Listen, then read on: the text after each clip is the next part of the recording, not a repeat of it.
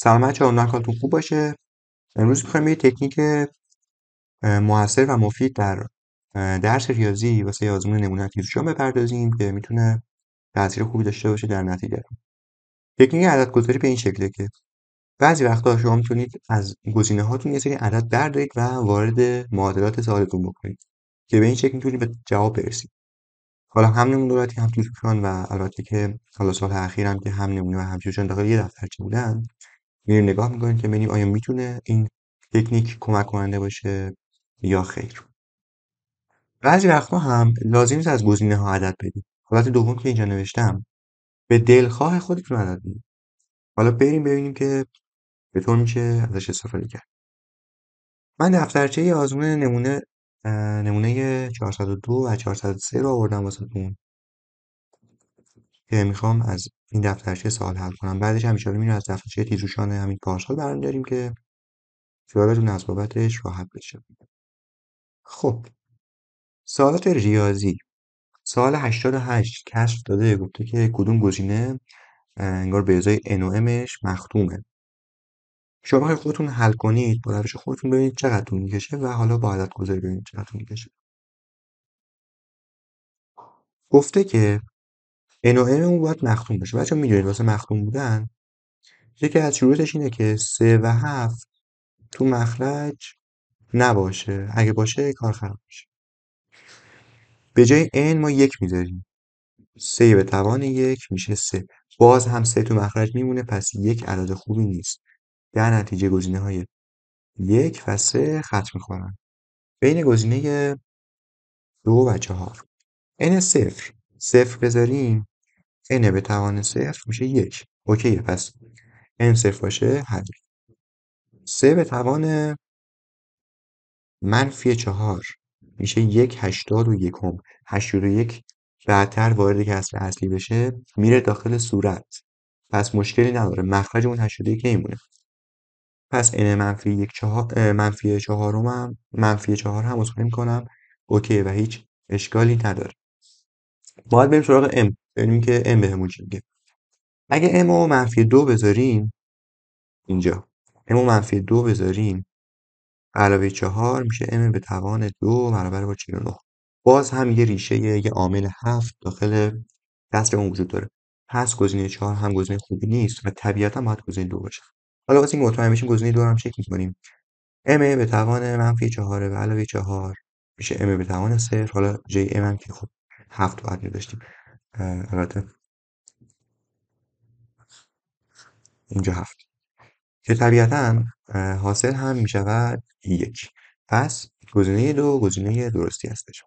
من چون خورده توضیح دادم طول کشید، اما خودتون اگه بخواید حساب کنید کمتر از 30 ثانیه میتونید به پاسخ برسید. بچه هر یه تست ریاضی هم از اونجایی که 15 تا سوال هستش حدود 7% تاثیر داره داخل درصد ریاضیتون در کارنامه نهایی.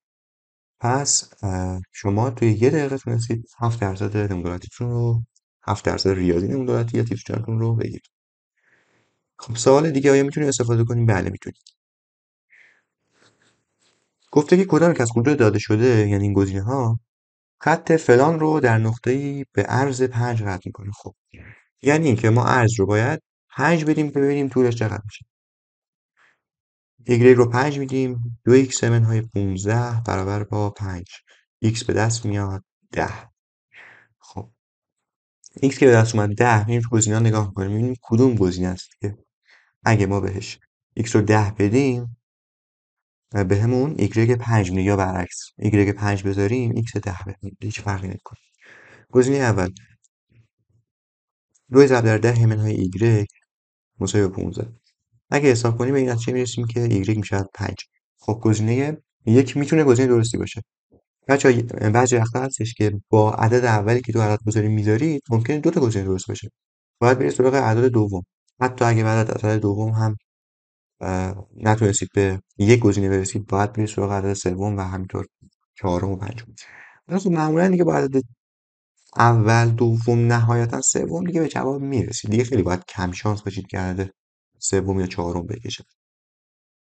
y مساوی با 5. خب یک میتونه اوکی باشه. بریم گزینه 2 -2 ضرب در 10 منهای 15 میشه y اینجا ایگرگ به دست میاد -35 که خوب گزینه خوبی نیست. پس گزینه 2 کلا خط میخوره. گزینه 3 2 ضرب در 10 منهای ایگرگ میشه -15. ایگرگ برابر با اینجا میشود -35. ایگرگ میشه 35. پس گزینه 3 هم به درد نمیخوره. میریم گزینه 4. انشالله که گزینه 4 باز هم نتونه ایگرگ 5 رو بده و خب همون گزینه 1 رو بده. 2 ایگرگ منهای 10 میشود 15.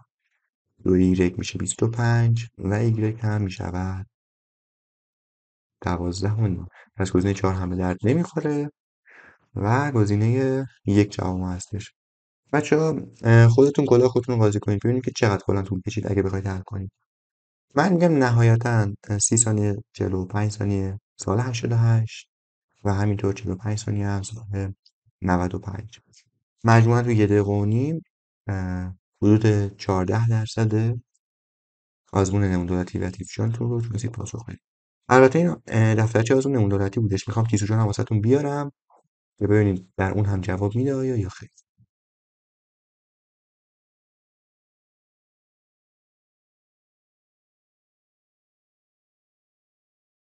خب بچه‌ها بریم سراغ آزمون تیتروشان و نمونه دولتی. ببینیم که زمانی که یه خورده سرش بالاتر باشه میتونیم استفاده کنیم از این تکنیک یا خیر. آزمون پارسالتون، آزمونی که بچه‌های یه سال جلوتر از شما دادن، بریم ببینیم که چطور خواهد بود. ریاضی رو پیدا میکنیم و سال 61 شروع میشه. خب سال 69 گفته که کدام یک از کسرها به ازای هیچ مقدار آ مختوم نیست. ما به دلخواه همون عدد طبیعی میدیم، فرقی نمیکنه. من کوچکترین عدد طبیعی رو میدم 1. 1 رو بذاریم گزینه 1 مخرجش میشه 6 و 1/6 مختوم نیستش. خب فعلا بس کاری باش نداریم. گزینه 2 گزینه 2 اگه 1 رو بدیم مخرجش میشه 1/3. پس این هم مختوم نیست. گزینه 3 اگر ما 1 بدیم میشه 1/11 که خب مختوم نیست. اگر گزینه 4 1 بدیم 1/8 که خب این مختومه. پس گزینه 4 خط میکنه و جواب ما نیستش قطعا. ما یه گزینه رو حذف کردیم 3 تا گزینه مونده. یه عدد دیگه میدیم. من 2 رو میدم. اگه 2 رو اینجا بدیم میشه 1/11 که خب هیچی. اگه 2 رو اینجا بدیم میشه 1/5 مختومه. پس گزینه 2 هم اینجا خط خورد. 2 رو بدیم به گزینه 3 میشه 1/21. پس این هم هنوز موند. پس الان ما با 2 تا عدد 2 تا گزینه رو حذف کردیم. سومین عدد رو میریم ایشالله که یکی حذف میشه و اون یکی دیگه میمونه که خب حاصل جواب اونم باشه.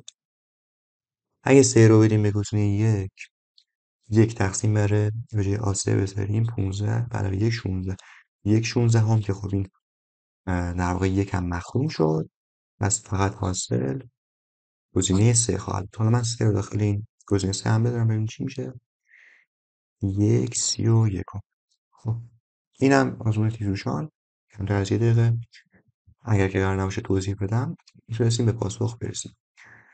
بچه های سوالات دیگه هم هست بشه حل کرد گذاری؟ بله سال 72 مشابهش رو حل کردیم و همینطور تو اون دفترچه قبلی تو اونم میشد باز یه سری اعداد رو در واقع سوالات رو بعد از گذاری حل کنیم. مثل 97 98 تا حدود کمی ولی خب 98 با تکنیکایی که خودمون میگیم خیلی سریعتر و مثلا بدون نیاز به عدد گذاری کمتر از شاید 30 ثانیه حل بشه.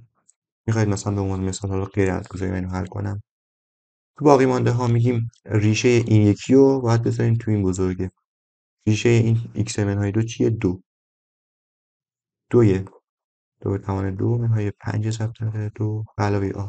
حاصلش باید بشه چی؟ باید بشه این عددی که بهمون داده 3. از اینجا ما به دست میاد چند؟ به دست میاد 5. گزینه 2. این کمتر از عدد گذاری بودش. در کل ریاضی امیدوارم که هم بتونیم در کنار هم درسمون رو خیلی بالا ببریم، هم که یه وقتی رو صرفه‌جویی کنیم که به بقیه درس‌ها بدیم. یا مثلا سال 93 حتی 94، حتی 94 نه، چون گفته چند عدد نمیشه. و همینطور 89. اینا رو میشه هم یه قسمتش از عددگذاری حل کنیم، مثلا دو تا گزینه با عددگذاری حل کنیم، اون دو تا دیگه حالا کاری بکنیم.